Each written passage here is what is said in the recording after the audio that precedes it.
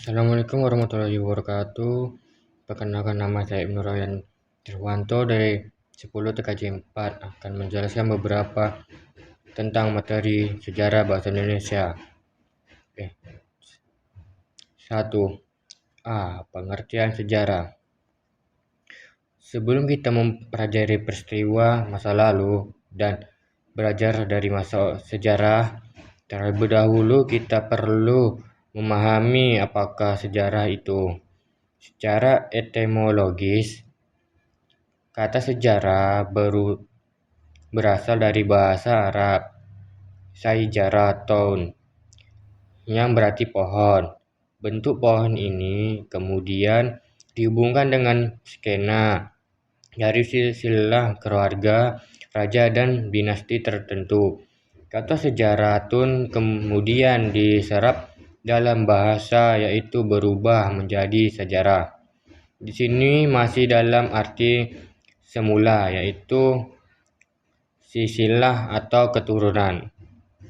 Kamus Besar Bahasa Indonesia (KBBI) memberi definisi sejarah sebagai berikut. 1. Asal-usul keturunan atau silsilah. 2. Kejadian atau peristiwa yang benar-benar terjadi.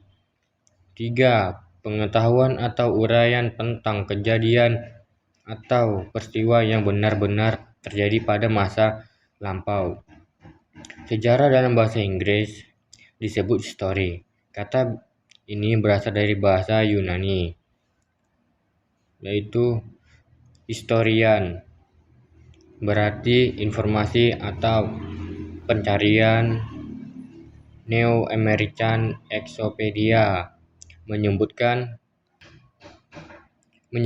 bahwa sejarah meliputi kegiatan-kegiatan manusia yang berhubungan dengan peristiwa tertentu, ditempatkan dalam sebuah urutan waktu dan memuat keterkaitan antar peristiwa. Dalam bahasa Belanda, sejarah disebut geschiedenis, yang mempunyai pengertian yang hampir sama, yaitu tentang sesuatu yang telah terjadi. Adapun pengertian sejarah menurut beberapa tokoh adalah sebagai berikut. Ibnu Khaldun 1932 sampai 1406 Masehi mendefinisikan seseorang sebagai catatan tentang manusia dan peradaban dengan seluruh prosesnya. 2. R.G. Cholindewood 1989 hingga 1943 Masehi mendefinisikan sejarah sebagai penyelidik tentang hak yang telah dilakukan manusia pada masa lampau. 3. Re Muhammad Ali mendefinisikan sejarah sebagai berikut. 1. Sejarah adalah keseluruhan perubahan kejadian, peristiwa, dan kenyataan. 2. Cerita tentang perubahan itu sendiri. 3. Ilmu yang menyelidiki tahun perubahan, peristiwa, dan kejadian yang benar-benar terjadi pada masa lampau. Konsep manusia, ruang, dan waktu dalam sejarah. Jika kita kembali membaca definisi tentang sejarah dalam sejarah, terdapat 3 unsur penting, yaitu manusia, ruang, dan waktu. Dalam semua peristiwa atau kejadian, manusia adalah pelaku dari semua. Peran manusia menentukan dalam setiap peristiwa, sehingga setiap kejadian tentang peristiwa akan selalu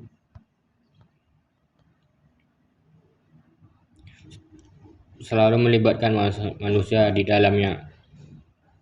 Sejarah yang kita jadikan pengetahuan atau sebagai bahan kajian adalah sejarah manusia.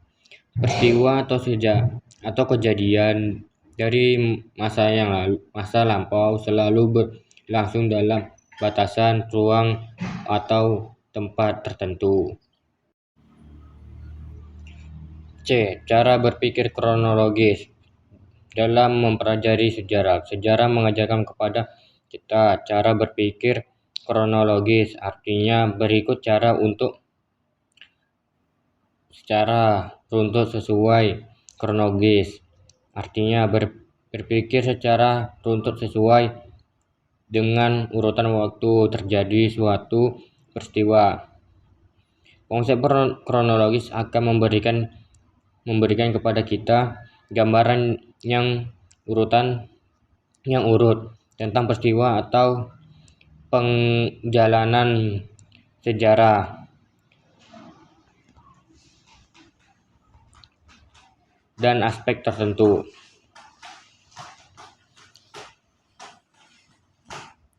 Tujuannya agar kita dapat dengan mudah menarik manfaat dari makna dari hubungan antar peristiwa yang telah terjadi. Adapun beberapa dalam kehidupan sehari-hari, konsep berpikir kronologis ini sangat diperlukan jika kita ingin memecahkan masalah tanpa berpikir secara runtut dan berkesinambungan dalam mengidentifikasi suatu permasalahan. Jika kita akan dihadapkan pada pemecahan masalah atau pemberian solusi yang tidak tepat. Secara etimologis, kata kronologis berasal dari bahasa Yunani yaitu kronos dan logos. Kronos berarti waktu dan logos berarti uraian atau ilmu. Jadi kronologi adalah ilmu tentang waktu yang membantu untuk menyusun peristiwa atau kejadian sejarah sesuai urutan waktu dan tempat terjadinya. Cara berpikir diatronik dalam mempelajari sejarah. Secara etimologis, kata diatronik berasal dari bahasa Yunani yaitu dia. Kronos, dia mempunyai arti melintas, melampaui atau melalui. Sedangkan kronos berarti waktu. Jadi diatronik berarti sesuatu yang melintas, melalui, dan melampaui dalam batasan waktu.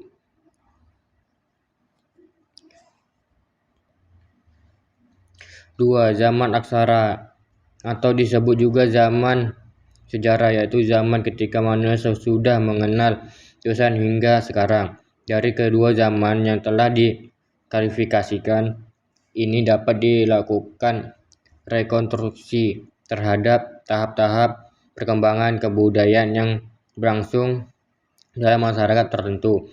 Periodisasi dalam penulisan sejarah dapat dilakukan klasifikasi berdasarkan sejumlah aspek dalam kehidupan manusia seperti perkembangan sistem politik, pemerintahan, agama, kepercayaan, dan ekonomi.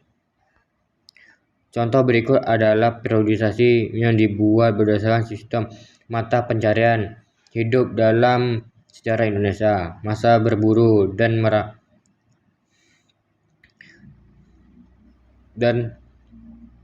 meramu, masa bercocok tanam tingkat lanjut, dan masa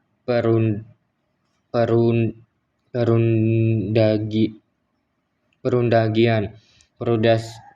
Periodisasi yang banyak digunakan untuk memperoleh gambaran tentang keadaan masyarakat di masa lampau. Corak kehidupan dan hasil budaya masa praksara di Indonesia. Asal-usul bumi dan makhluk hidup.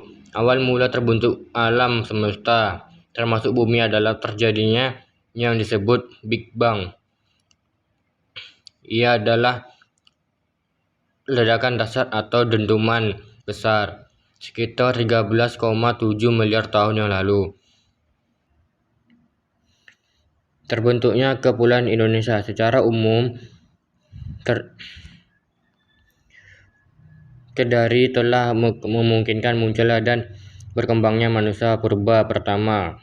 Keadaan alam bumi pada kala pipistosan masa Neozoikum belum sepenuhnya stabil. Meski demikian, perkembangan dengan jauh lebih baik dibandingkan masa-masa sebelumnya. Ketidakstabilan itu disebabkan 3 fakta utama, yaitu adanya perubahan bentuk daratan akibat getaran tenaga endogen dan eksogen, perubahan iklim berupa es yang mencair dan membekunya yang mengakibatkan perubahan suhu di bumi. 2. Tenaga endogen, pergerakan lempengan tektonik. Pergerakan lempengan tektonik diyakini memberikan pengaruh paling besar terhadap terbentuknya Kepulauan Indonesia. Setidaknya 9 akibat pergerakan lempeng tektonik itu sudah dimulai pada masa Mesozoikum sekitar 60 juta tahun yang lalu. 2. Tenaga eksogen. Tenaga eksogen adalah kekuatan yang berasal dari proses luas bumi seperti atmosfer, air, dan kehidupan yang menyebabkan perubahan fisik pada permukaan bumi. Letusan gunung api, keadaan alam yang belum stabil tempat dari adanya letusan gunung api. Hal ini juga dapat dijelaskan sebagai berikut.